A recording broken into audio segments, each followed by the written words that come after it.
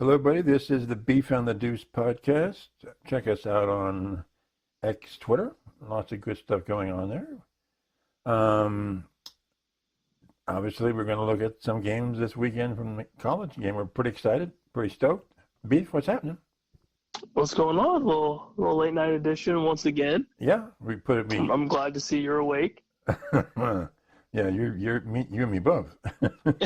Yeah, oh yeah.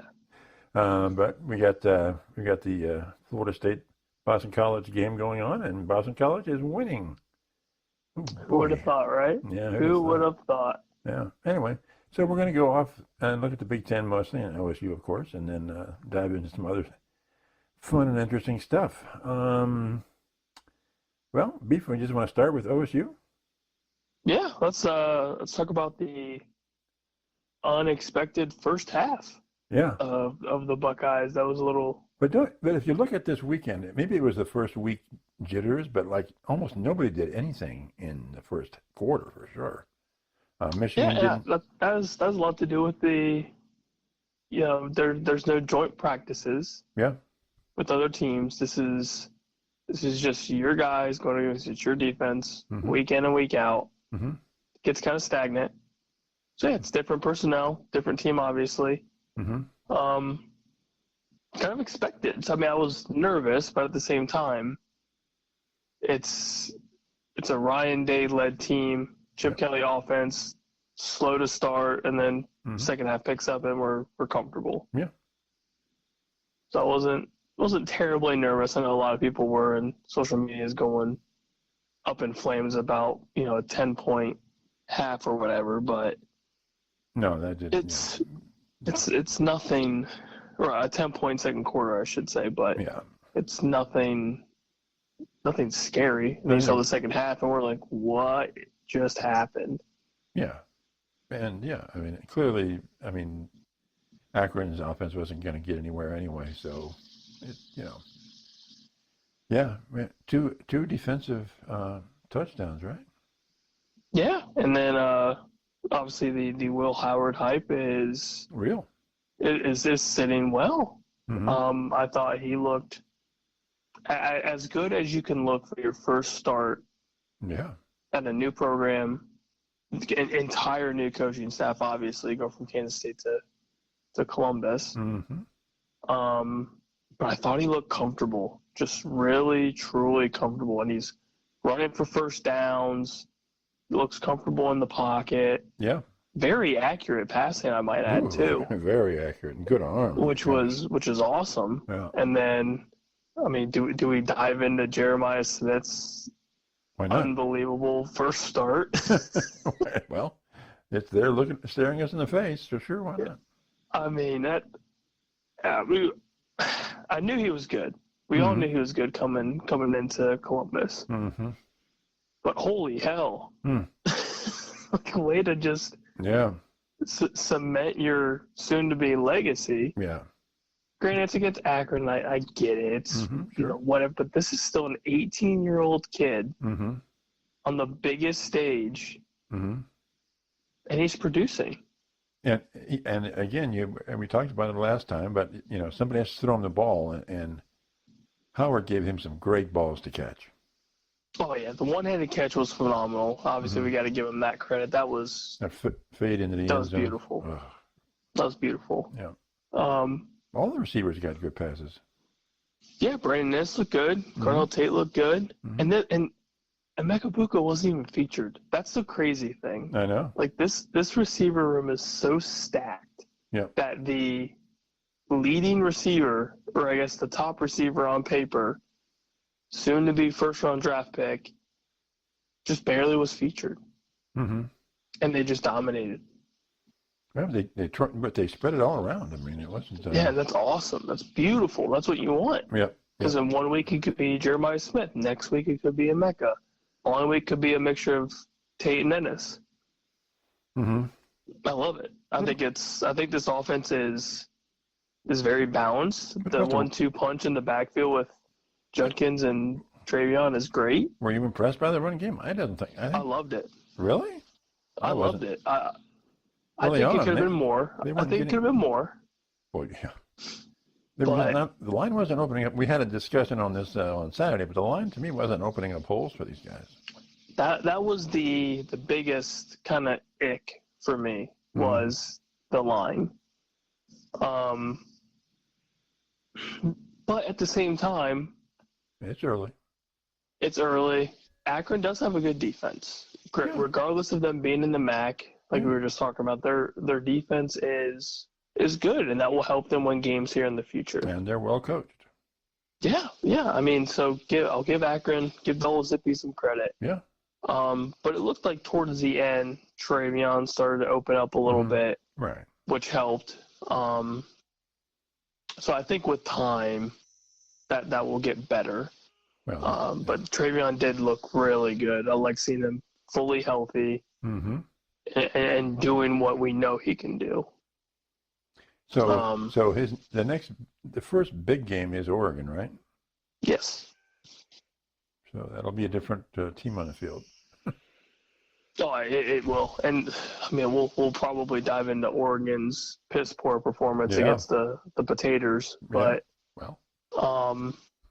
I like where the team's at now. It's first game. Yeah. All you need to do is win. Yeah.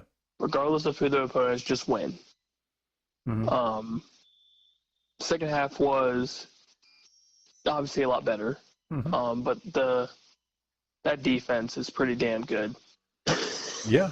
They are pretty good. What, they got 5.5 sacks or something like that? Yep. JTT looks great. Jack Sawyer looks like a freak. Yep.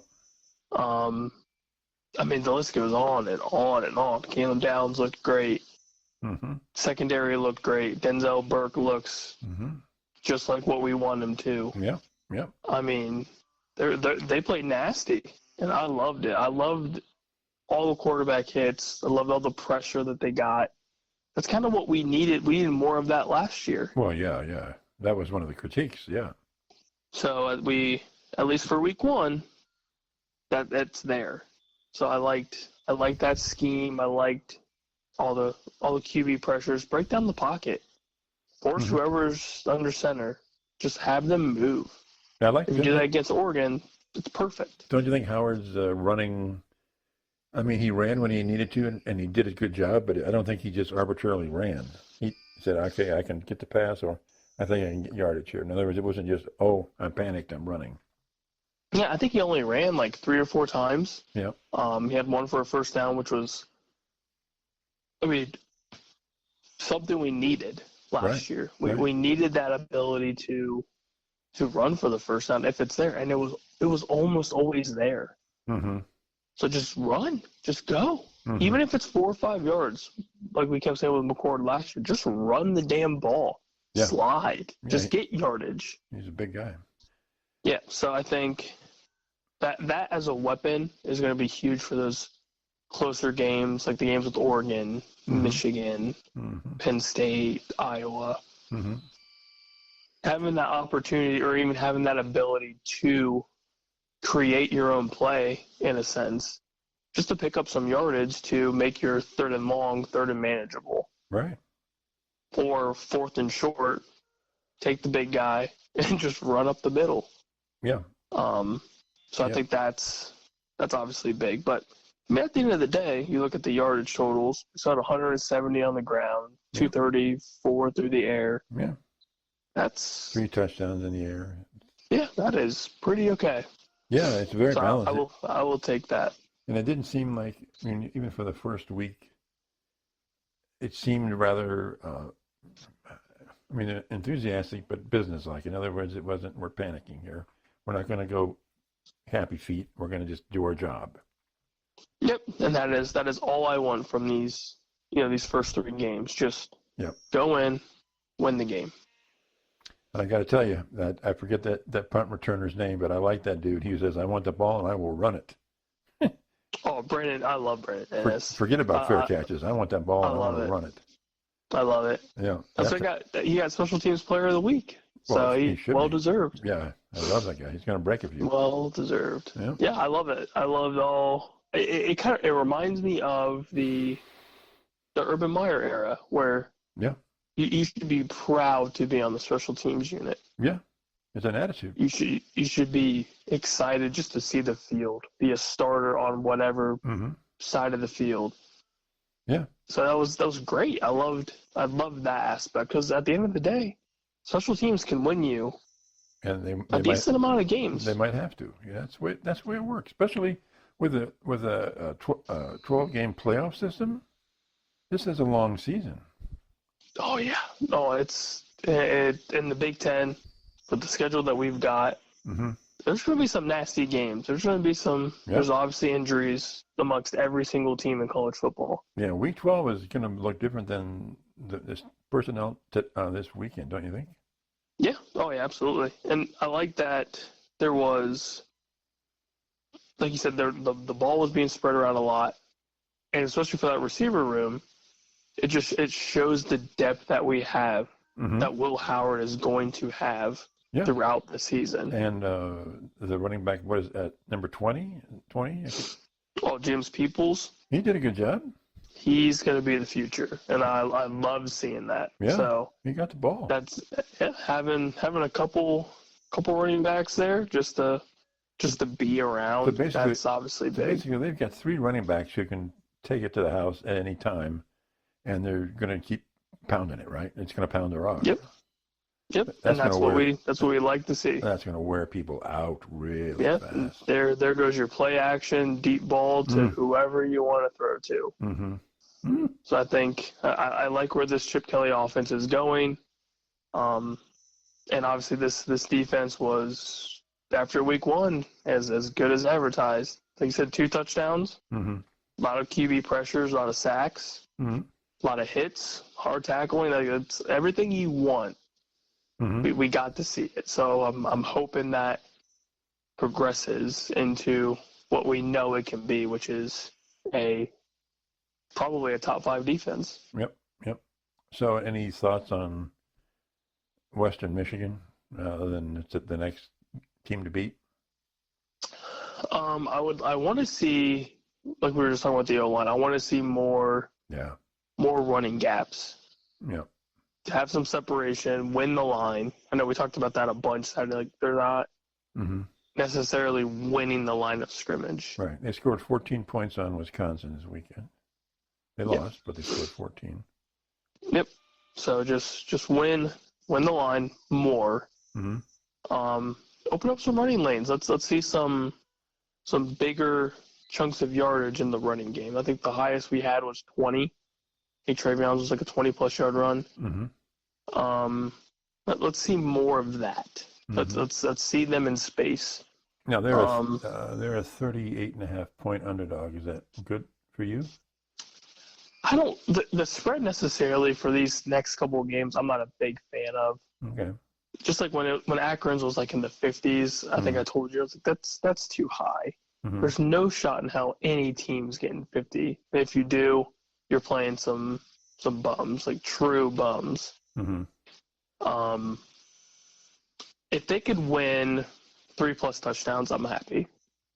That shows dominance early, and then you're getting some backups playing time later. It's kind of what I want to see. I want to see some more personnel towards the later part of the game. But I want to see the O-line win more, get some more rushing yards, and still dominate on defense. Those are kind of the 3 big things. Okay. I think Will's comfortable under center now, knowing that it's his team, it's his offense. Lead the charge. Yep. Okay. Anything else on the Buckeyes while we're here? I love that we're back. Yeah. It was so nice. Yeah. It's so nice to know Saturdays are back. Yeah. I love it. Yeah. Let's see. Interesting. That was on CBS as well, so that's that's the new media. Yeah, now, I thought right? that was interesting. That's the new I think I liked it. Yeah, because they can share the Big Ten. So. Yeah. Michigan. 30-10 on Fresno State. I think Michigan needs to be worried a bit because they were. They wore them the down. first 3 quarters were rough, right? That was. They got a defensive score as well, so it would have been 23-10. Mm-hmm. And it was just, the early part was really dull. Just nothing going on. And Fresno State, The running game, it was very surprising to me that they couldn't really run the ball early. Yeah. Donovan Edwards was basically non-existent. Yeah. And that's one of obviously the top running backs in the nation from last year going on to this year. And the starting quarterback decision, not going with Alex Orji, was very kind of a head scratcher to me. Yeah, not the only one who thought that. Did the coach explain that at all anywhere? We didn't really see much outside of he just earned the gig, basically. Okay, well. Now, I don't know if that's more so of like, it's Fresno State, you're playing, whatever, start this game, see what you can do, which is still, it's dumb to me if that's the reason. Well, Fresno State's not a bad team.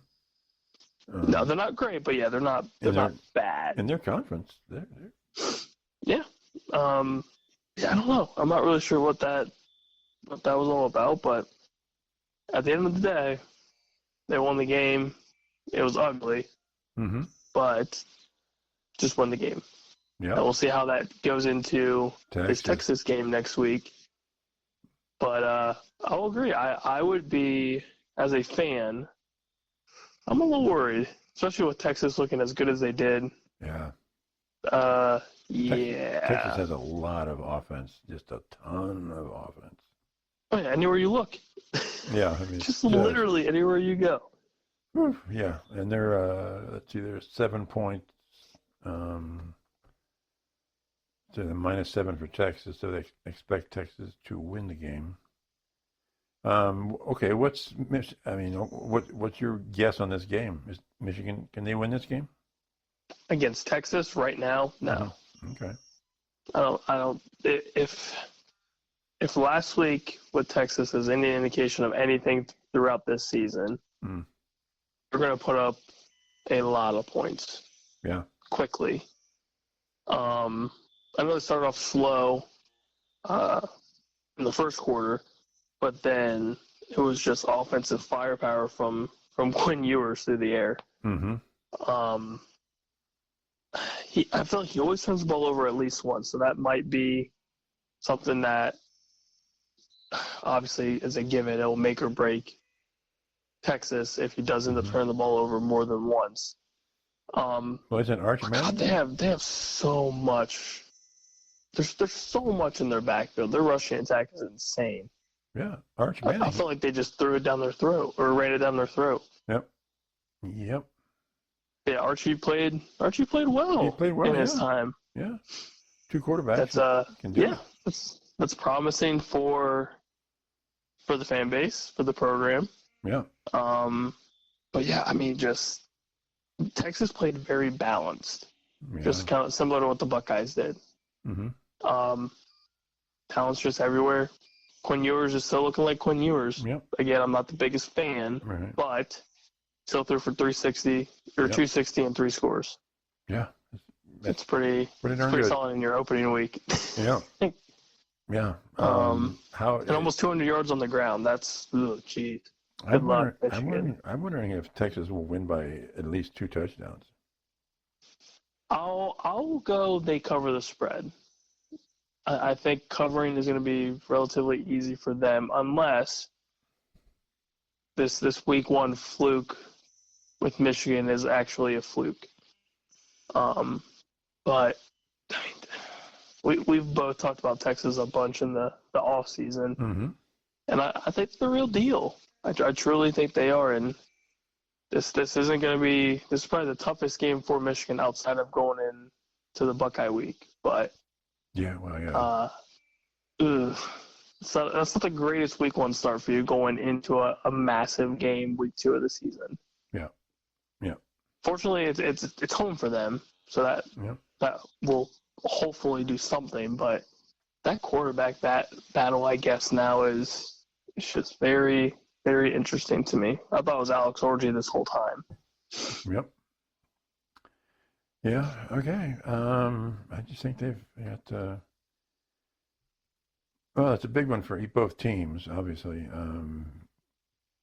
I think for Michigan, if they could upset Texas, it would be monstrous. And I'd like to see it, but it's. I don't know if it could happen. If that rushing attack is anywhere close to the same of what it was, they're in trouble. Yeah. So I feel like Michigan wants to run the ball. They want to run the ball efficiently, open up the passing game. Yeah. That didn't really happen. So right. If the offense is very just meh, yeah, that's not going to do a lot going up against a very high-powered offense with Quinn Ewers and that entire offense. And a very, very good defense as well. Yes. Let's not discount Texas defense. Well, no, yeah, I think they're ready, and I think they've bought in to the hype, let alone the program and what old Stevie Boy's doing. So I think they want a taste of an SEC championship and obviously the big boy at the end of the season. Yeah. Okay. Further in the Big Ten, Oregon, Idaho. Oregon won 24-14. That was a shocker. I would be just as worried. Yeah. if I'm an Oregon fan. Yeah. Yeah. They couldn't really do much. I mean, Dylan Gabriel's stat line is obviously, as a whole, yardage-wise, 380 yards is great. But you had to throw the ball almost 50 times. Yeah. That's a lot of dump and goes. A whole lot of nothing, really. And it's against Idaho. You're supposed to destroy those dudes. Yeah. That's not great. Again, week one, whatever. Yeah. But you couldn't put up more than 30? Yeah. You couldn't break the 30 threshold. That's not great. It had to be at Oregon, right? I just don't know. They're just not going to play at Idaho. They're going to play at Oregon. Yeah, I know, but it's just. Yeah, but. At the end of the day, you still gotta show you're an alpha. And they really didn't. Yep. They just looked very, very basic. I guess it's probably the best way to put it. Yeah. And at one point, you're sitting there thinking, Idaho might be able to pull something off. That's the scary thing. Like, at any point in this game, should you ever think Oregon might lose this? Going into that third quarter, it's 14-7. Yeah. It's not great. And you're at home. Yeah. That's embarrassing. Yeah. It's truly embarrassing. Yeah. First game in the Big Ten. Yeah. So if I'm Oregon or if I'm Dan Lanning, I'm sitting there thinking something's already got to give. So, and your next game is Boise. Playing Boise State. Yeah. It's not even the same pushover, and they just had a running back go completely bananas. In their week one game, so. Yeah, Boise State can cause problems. Yep, and I hope it happens. Yep. I truly hope it does. I would love it. Okay, Penn State handled West Virginia 34-12. Really bad weather, of course, but I stopped watching it when all the rain came, and I watched other games. So, they took care of business, right? Yeah, I'm impressed with Drew Aller. First game, three scores off the bat. Yep. I know we talked about a lot with his ability to not really throw the ball downfield. And first score of the game, threw a 50-yard bomb. Yep. Like, oh, okay, so he can do this. And then second play, it was like a 20, 25-yard score. Yep. That's what you want to see. You want to see Drew Aller throw the ball down the field. Their running game was good. Yeah, no, Singleton looked great. Yeah. Which is as expected. I think Nick Singleton looked great. And I don't think West Virginia came out to play. I don't think they were truly ready. I I don't. The dark horse, quote unquote, for the Heisman, well, Garrett Green didn't look didn't look comfortable. Yep. Penn State's defense looked good, and for a true away game for Week 1, can't really complain. They won by over 3 scores. That's, if I'm James Franklin, I'm impressed, especially with the weather delay and the crap that went through that entire area for however long that delay was. That's hard to do. Yeah. It's hard to play, sit, go play again.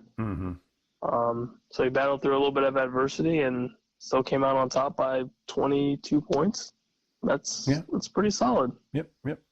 So we just ran down what we consider to be the top 4 of the Big Ten. How would you evaluate in regard to all the other teams, their performance? Who did the best?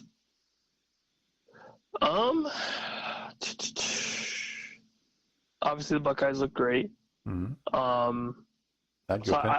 we're going off the top 4, it'd definitely be the Buckeyes. Yeah, I'd go OSU, Penn State, and then Oregon, Michigan. I don't know. I'd say you flip a coin. Okay. I think they both were pretty equally as bad. Okay.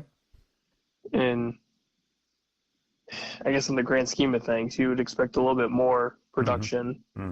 But it's Week 1. Yeah. So we'll see how the biggest jump of the season is typically Week 1 going into Week 2. Right. You get the first week jitters out of the way, and then it's game time. Right. How about you? Yeah, I would be pleased if I'm a Penn State fan. I'm obviously pleased as a Buckeye fan. Yep. And you're hoping for just more progress. How about those USC Trojans? Who would have thought? They got a defense. They got some sort of defense. I couldn't believe it. Yep, I'm sitting there thinking to myself, like, what is going on? They were actually here? tackling people. Did you notice that? I was pleasantly surprised. Yeah. Pleasantly surprised. And there was some quarterback pressure going on. Yeah. Which I thought was definitely new. But yeah, there was actually like solidified tackles going on in the secondary even. I'm like, this is a sight to see. And even Kirk Herbstreit said it, like shortly after the game when they did their little post-game stuff. Basically, who would have thought? Who would have thought USC would finally have some sort of defense that was relatively good? Well, new coordinator, right? They needed to make a change. New coordinator looked good, especially towards the end of the game. Yep. Forced a obviously very costly turnover by Garrett Nussmeier. So, in a massive Week 1 game, that's tip your hat. Yeah. That's solid. The stats on both teams are very similar. It seemed to me that it would be one of these games where the team that made the best last drive was going to win the game, and that was USC. I was very impressed with Miller Moss. Yeah. I was truly, truly impressed with the touchdown drive. I mean, obviously it was his only touchdown of the game, but I mean, it took him down. It was quick. It was painless. I mean, I think he only had one incompletion going on that drive, and I mean, he looked as good as any quarterback that Lincoln Riley's coached. I mean, just accurate, comfortable, but he's confident. Different than Williams, though. I mean, this guy's not scrambling around trying to do everything at once, and it's all on me. It's like, no, I'm part of the system here. Yep, he sat there, 3 to 5 step drop, and he was slinging it. Yep. He would be one quarterback throughout not just the Big Ten, but in the country. He can make some noise if USC continues to win, especially these big games. Yep. You could possibly talk about a certain trophy towards the end of the season if this production keeps on going and USC keeps winning. But I thought the rushing attack for USC was great. Granted, the yardage doesn't really say anything, but the second half, it was effective. Rushing attempts were looking good. They got exactly what they needed out of that running game. That was fascinating to me. Woody Marks looked good towards the end. He looked really good. If they needed that 1 yard for first down, well, they got it. So, I would be, I'm Lincoln Riley. This is probably the first time you've been proud of your defense. Yeah. In a very long time, at least a couple years. So is USC in the playoff talks? If the defense continues to produce, yes, because that offense is good. The offense is good. The receivers on both ends, you can't. You throw it to basically anybody. Jacoby Lane looked good. Kerwin Hudson looked good. Mm-hmm. Pick and choose who you want to throw to. Right. That's kind of what I saw from this offense was you've got 3 to 4 studs that can break apart this game or any game. Miller Moss just has to get it in the vicinity of their hands. Mm-hmm. So, yeah, offense-wise, you could argue that they could be one of the top 3 offenses in the Big Ten. Relatively easy. But who are they going to knock? Because I don't see Big Ten getting 5 teams in the playoffs. I could be wrong. No, I don't think 5. So they got to knock somebody. And we're going to talk about the team right below them on my list right here, but it's called Iowa. Yeah. Who turned a few heads on this one. I think looking through USC's schedule, at this time, they could beat Michigan. God, if they beat Michigan, that would be I think the game against Penn State would be very interesting now.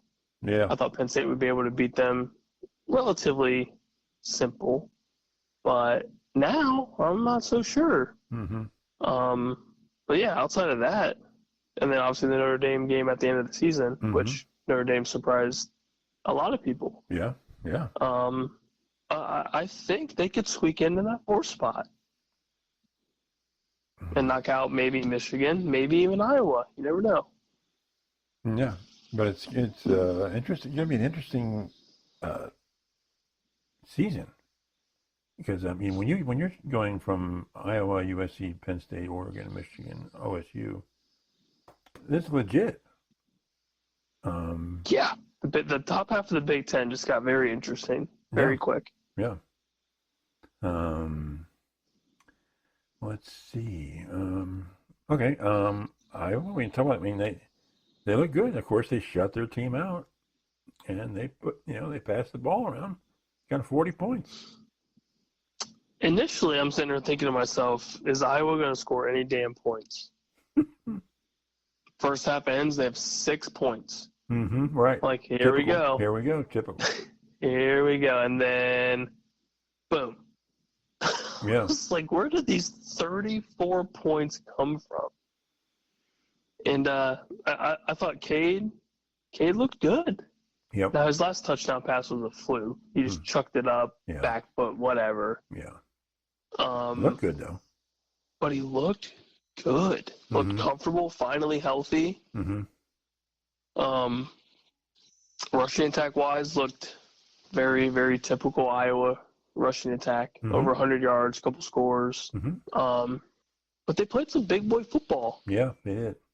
And their defense is as good as an Iowa defense typically is. Yep. So yeah, your Hawkeyes surprised me in the second half. I caught a little bit of the game and saw some of Cade and saw some of the rushing attack, and obviously the defense didn't surprise me. But yeah, good for your Hawkeyes. I was impressed. Okay. Now, granted, Illinois State, whatever. Of course. Well, they're all playing gimme games. When's the last time Iowa had 40 points? In one game. When's the last time Iowa had 20 points? Right. Yeah. So that's a good sign for Iowa. Yes, it is. And I'm liking me some Nebraska. I think they're going to go and they're going to beat Colorado. I hope so. Nebraska's got a good so defense. Over Colorado. I know. The Nebraska's got some good defense here, and I don't know. I think they're going to beat Colorado here. Anything else? I like Dylan Raiola. I thought he looked good in his first start. Yep. And like you said, the Nebraska defense kind of surprised some people. Kind of turned some heads. Yeah. I think old Dylan Ravioli is it might be the real deal. Week 1, we'll see how it goes, from week to week. But yeah, I'm gonna focus in on some Dylan Raiola and see what he can do in the next couple weeks. Last year it was the defense did fine, but then the offense just turned the ball over so often that they just didn't have a chance. It was kind of just messy football. Very. Like it would start, like you said, starts good and then just kind of falls apart. Yeah. And you're wondering what the hell happened. 3 turnovers and you're going to lose the game. Mm-hmm. So, anything else in the Big Ten happening here for you?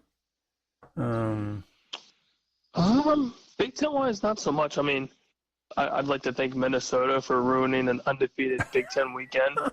Yes, like indeed. A bunch of losers. Yeah. Oh. But I thought the Big Ten as a whole surprised a lot of fans and just a lot of people in general. Yeah. You lost 1 game over the weekend. Yep. No, I don't know. Washington beat Weber. I don't know how good Weber is. 35-3. So Washington took care of their business. They did a good job. Yeah, and everyone that needed to win for the most part won. Yeah. But it also goes to show Big Ten's. The top half, we obviously know that they're studs. Mm-hmm. But even the bottom half kind of picked up their slack a little bit, and yeah, we haven't really shown a ton of love for Nebraska, but they may have something rolling. Matt Rule might have something going. Yeah. But yeah, it was good to see. It was good to see the Big Ten showing up for week 1 and kind of cementing the fact they're one of the big dogs, if not the big dog in college football. Mm-hmm. Mm-hmm. So is Clemson as bad as some people are thinking, or do they just happen to be playing what may be the best team in college football right now, and they didn't look good because of it? The first half, after the first half, I thought, Clemson might be okay. Yeah. As a whole team, them being within a touchdown, that's good. If I'm Dabo, I am pleased. Yeah. I'm not happy that we don't have points, but I'm pleased that you're still in the game. Yeah, absolutely. Defense played well in the first half. Kind of sort of shut down most of the Georgia offense. Kept them in check outside of the couple field goals. But then the second half was just they just got obliterated. And I think a lot had to do with they don't have the depth. Yeah, I think the depth was the issue, and I think not having a killer instinct quarterback on their side of their offense just killed them. Now, granted, Georgia is top dog. Right. Carson Beck obviously played to what we expect Carson Beck to play as. Right, exactly. But I think they just played more physical football. Yeah. As a whole, I think Georgia just beat them the hell up. And they just didn't have an answer. And Georgia, it's what Kirby does. He has depth.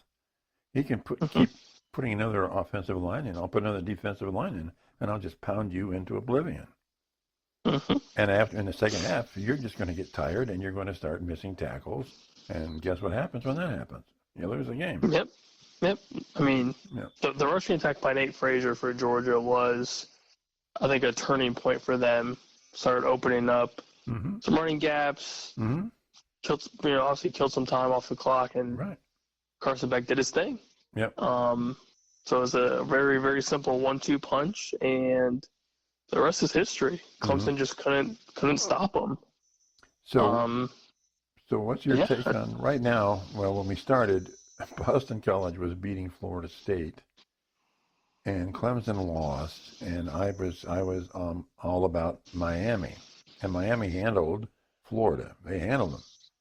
Oh, they look great. Cam Ward looked like a future Heisman winner at this rate. So what's your take on am I am I a visionary here, or am I just lucky, or what's going? Florida State's just trash. Well, that's just true. They are absolute trash. They are trash. Yes. Clemson after week 1, you could say that they probably not going to win the ACC if they look like that. Yeah, Florida State. So you might be a visionary. Miami might be the guy. They might be the big boys. And if Cam Ward does play like that, and that offense is humming like it did, that's a scary matchup for anybody. Yep. And Cam Ward was obviously one of the quarterbacks we were looking at in the transfer portal for a reason. Right. Look at what he does week 1 in the swamp, one of the toughest places to play. Right. Just lit it up. That's dangerous. Yeah, good on Miami. So what's going to happen with Kirby if he doesn't start modifying his ways, and if he's still 8-4 and won't touch the portal or anything? Is he going to? Talking about Dabo. Oh, I'm sorry. Yeah, Dabo. Yeah. Oh God, that's I just find it so interesting. So you see this college football world adapting to what it is. You see these top tier programs adapting to what college football is. If you're seeing that, if you're seeing the Kirby Smarts of the world, the Ryan Days, the Dan Lannings now, they are changing their ways. As much as they may not believe in it, this is what it is. Yeah. If you want to be a top tier program, a winning program, right now, not in the past where obviously Dabo thrived and had his little dynasty, that is now gone. Like, if you want to keep your job, if you want to keep Clemson as a top program, adapt. Right. It's as simple as that. I mean, Ryan Day had to adapt. Look at what they did with the transfer portal here since, the Justin Fields era. Yeah. At some point, something's got to change. If you want to compete with the Georgias of the world, the Texases of the world, look, that's what they're doing. But okay, here's a theoretical question that I love giving you. Okay, Ohio State's quarterbacks. They got Will Howard, transfer portal. He seems to be doing quite well. But they've also recruited some amazing quarterbacks right now. And so it's a mix. You just can't say, well, it's all transfer portal. Ryan Day is getting some amazing first and second year quarterbacks to commit to Ohio State in a we'll call it traditional way. So what does that tell you? I think it also has something to do with the culture of your program. Yeah. So Dabo, I think in his little pre-game interview, kept talking about how the players have bought into the culture. They've bought into what he wants the program to be. But if I'm buying into your program, or whatever you want to call it, you need to win. Like, if you want to be a top tier program and be successful, you got to win. And you're not really winning. You're not beating. I mean, Georgia's a different beast, and I get that. Right. But you put up 3 points. Right. That's embarrassing. Yeah. Regardless of whoever you're playing, when we played Missouri in that bowl game last year, that's embarrassing. Yeah. We looked like complete crap. Yeah. Yep. And Ryan Day knew that. He admitted it. I feel like Dabo is not really admitting anything. He's just he's going off of what he believes is best and blah blah blah. Like, that's fine if you're winning games and going to the CFP or winning the ACC. Yeah. But you're not really doing that. Right. Yeah. So something you would think has to change. And right now, the quarterback that you have under center is Klubnik's he's not the guy. DJ, when you had him, was not the guy. So something's got to change. If you want to win games, you have to have somebody competent under center. Do you think if Miami rolls through the ACC this year that will be the catalyst for his change? I think so. I think at some point he's going to be forced to do something. to change something that's not working. And right now, what's not working is you not diving into the transfer portal. Right. I get you get top recruiting classes, and that's all fine and dandy. But has it done anything for you lately? In the past, yeah, it did wonders for you because that was what college football used to be. Mm-hmm. Now you're essentially pay some of these kids to come to your program. Right. Yeah. You're going to have to pay a Will Howard type player $1 million to come to your program. Mm-hmm. Get some top tier safety like a Caleb Downs out of the transfer portal. Yeah. It's just, it is what it is. But, it's college free agency. But then how about, and obviously there's NIL involved. Is it the culture of the program to get a lot of the OSU players who could have gone into the draft to stay another year? That's culture, don't you think? Obviously, obviously there's money, but you get money in the NFL, more money. Mm-hmm. Yeah, I mean, Travion could have left. Yeah, a lot of those guys he ultimately stayed. Emeka Mbuka elected to stay. Now, I think initially they're going to make more money now, especially like the running back market now. It's just crap. So Travion's going to make more to stay another year. Yeah, eventually he'll go. I mean, he'll absolutely go. Yeah, and Burke will get. Yeah. Burke will get some good money, don't you think, in the pro market? Oh yeah, if he keeps producing the way that he has, he'll be happy. Yeah. But yeah, I mean, a lot of the guys on the defense side of the ball, JTT, Jack Sawyer, like they could have left. They elected to stay another year, which, that shows culture. That shows you are buying into what this program is giving you. You believe in what they're doing. It's hard for me to believe what Dabo's trying to sell everybody. Like these guys believe in this program. They've bought into this program. I'm pissed if I just got absolutely destroyed in a football game, regardless of who I'm playing. Like they got embarrassed, especially in the second half. They got wrecked. So me trying to believe this, we don't need a transfer portal or this NIL or whatever. No, you do need it, and there's a very good reason as to why. And look at what some of these programs have put together. Because in the end of the day, I mean, like for Will Howard, you're getting paid money, but you still have to want to go there, right? You look at the culture and say, yeah, I want to play there, right? Yeah. I mean, now obviously Caleb Downs could have literally gone wherever he wanted to go. And outside of the money, you want to start. And you want to be successful. You want to be on the biggest stage, playing the biggest teams. Yeah.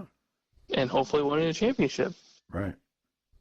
You're going to Ohio State because you believe in all of those things. You believe you can start. You believe you can be successful. And you believe you're going to win some championships. Yeah.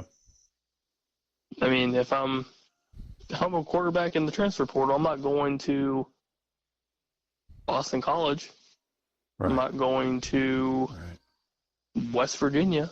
Right. I'm going to a place where I can start and win a championship. So you're probably looking into the SEC or the Big Ten. Yeah. And Will Howard's a perfect example. Goes from Kansas State, grad transfers to OSU, and he's on one of the biggest stages in college football. Right.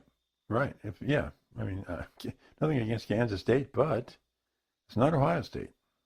No, there are very few college teams like Ohio State. You probably have, out of the top 25 currently, you could argue maybe five to six. Maybe. So, I mean, that college football is insanely different now. You have to adapt to change at some point. Yeah, but if you refuse to do so, you you saw what just happened. Yeah. But look at even for the SEC and the Big Ten, you're looking at OSU, Michigan, Oregon, Penn.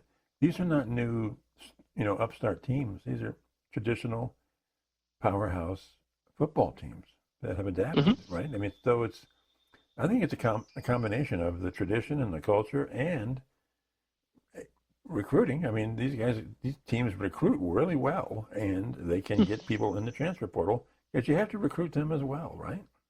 Yep, it's essentially, like you said, it's another stage of recruiting. Yeah. And yeah, you can recruit a 5-star quarterback, and that's fine. Mm-hmm. But if you don't have depth, or you don't even peek into the portal to see what's available, you're really banking in on whoever you recruited to produce. Isn't Iowa like a prime example of that with that quarterback they got from Michigan? Yeah, Cade looks like Cade played well in Michigan when he had his year. Right. Obviously, got beat up by JJ, mm-hmm. and now he's in Iowa, who traditionally doesn't have good offense. And the quarterback, yeah. And the quarterbacks are atrocious. Yeah. So he went to a good program, and Iowa. And now he's trying to change their identity, which is great. Yeah. They haven't had a good quarterback in God knows how long. Yeah. Now he's producing. Yeah. At least for game one, he's producing. So. Yeah. I mean, if I'm that way, you got to change. If you even if you don't want to. Yeah. If you want to keep your job. Yeah. And something's got to change. Kurt Trammers wasn't exactly the change meister, right? I mean, but he got the guy. He got some people. Mm-hmm. Yep. Anything else in the Big Ten? Or anything you want to talk about? We're kind of getting out of time here, but anything else going on? No, just happy to see the Big Ten doing what we know the Big Ten can do. So is Notre Dame going to run the table? I kind of hope so. I liked what I saw.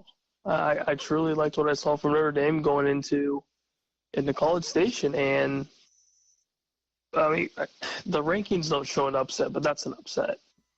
Yeah. And Nick Saban said it perfect on game day. You don't know how difficult Kyle Field is until you play there. Right. And Riley Leonard did what he had to do to win that game. Marcus Freeman did exactly what he needed to do. Right. And they showed up to play, and I'm impressed. Like, truly was impressed with that game. Especially for Riley Leonard being a transfer quarterback. Right. Playing against his former head coach. Right. There you go. And just Notre Dame having that bend but don't break style on both sides of the football. Mm-hmm. They didn't try to do too much on the offensive side of the ball. They stuck to the run game. Mm-hmm. And their defense shocked the hell out of me. Yeah. Truly. I mean, the amount of quarterback pressures towards that second half, or I guess from the second half on towards the end of the game, I mean, they shook the offensive line and obviously the quarterback. Mm-hmm. And I think shocked all of College Station. I know it shocked me. I had the Aggies winning that game, and I didn't expect their offense to just kind of be non-existent. Yeah. I loved it. So with Notre Dame doing well, and they got a pretty easy schedule, and then we'll call it a resurgence of sorts with USC's defense and very good offense. Has this changed the outlook or the complexion of what we're talking about here for the season? Maybe a little bit. I still think Notre Dame will just be tough regardless. Right. On both sides of the football. I think Riley Leonard's only going to get better. If I had to choose between which team I believe in a little bit more now, I think it's USC. Mm-hmm. The resurgence of that defense is surprising. And LSU is no slouch. The top 15 SEC program. Mm-hmm. And when it came into crunch time, both sides of the football prevailed. Typically, that defense lets them down, and it's a very typical letdown. Secondary just poo-poos down their leg, and the rest is history. Well, does it mean anything that he's lost the last 3 opening games or something like that? Yeah, I think if I'm Coach Kelly, and obviously you saw the frustration in his post-game interview. Mm-hmm.